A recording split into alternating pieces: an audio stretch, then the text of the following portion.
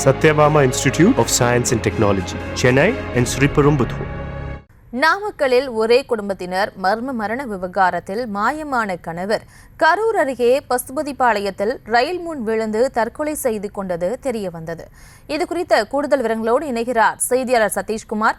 சதீஷ்குமார், வணக்கம். விவரங்களை வழங்கலாம். வணக்கம். நாமக்கல் சேலம் சாலையில் பதிநகர் வாடகை வீட்டில் பிரேம்ராஜ் என்ற குடும்பத்தினர் வசி வந்தார். இவர் மும்பையில் தனியார் வங்கி இன்சூரன்ஸ் நிறுவனத்திலும் வேலை செய்து வருவதாக கூறப்படுகிறது. இந்த நிலையில பிரேம்ராஜ் மனைவி மோகனப்பிரியா, பிரினிதிராஜ் ஆகிய நேற்று வீட்டில் படுக்கையில் மர்மமான முறையில் இறந்து கிடந்தனர். சம்பவ இடத்திற்கு சென்ற போலீசார் 3 பேர் உடலை கைப்பற்றி பிரேத பரிசோதனைக்கு அனுப்பியிருந்தனர். பின்னர் போலீசார் வீட்டிலிருந்து ஒரு கடிதத்தை கைப்பற்றியதாக கூறப்படுகிறது. அதில் பிரேம்ராஜ், கடந்த 10 நாட்கள் ஆன்லைன் மூலம் 50 லட்சம் மோசடி ஏமாந்து விட்டேன். இதை யாரிடமும் சொல்ல எனக்கு தைரியம் இல்லை. எனவே 4 பேரும் தற்கொலை செய்து கொள்ள முடிவு செய்துவிட்டோம். எங்களை மன்னித்து விடுங்கள் என அந்த கடிதத்தில் குறிப்பிட்டுள்ளார்.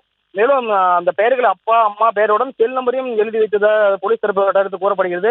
அந்த கடிதத்தை மீட்டுள்ளனர். தொடர்ந்து போலீசார் மோகனப்பிரியா குடும்பத்தினரும் அக்கம் பக்கத்தினரும் விசாரணை மேற்கொண்டதில் பிரேம்ராஜ் நேற்று முன்தினம் இரவு வீட்டுக்கு வந்துள்ளதாகவும், ஆனால் காலையில் 3 பேர் இறந்த நிலையில் பிரேம்ராஜ் மாயமாகிவிட்டார் என கூறியுள்ளனர். மேலும் போலீசார் மோகனப்பிரியா, பிரேம்ராஜ் ஆகியோர் பயன்படுத்திய செல்போனையும் பறிமுதல் செய்து விசாரணை மேற்கொண்டு வந்தனர். இந்த நிலையில் மாயமான பிரேம்ராஜ் தற்கொலை செய்து கொண்டாரா அல்லது வேறு எங்கேயாவது பதுங்கி உள்ளாரா என நாமக்கல் போலீசார் நேற்று முதலே தனிப்படைகள் அமைத்து போலீசார் தேடி வந்தனர். இந்த நிலையில் தான் கரூர் மாவட்டம் பசுபதிபாளையம் பகுதியில் உள்ள ரயிலில் விழுந்து பிரேம்ராஜ் தற்கொலை செய்து கொண்டது தற்போது தெரிய வருகிறது.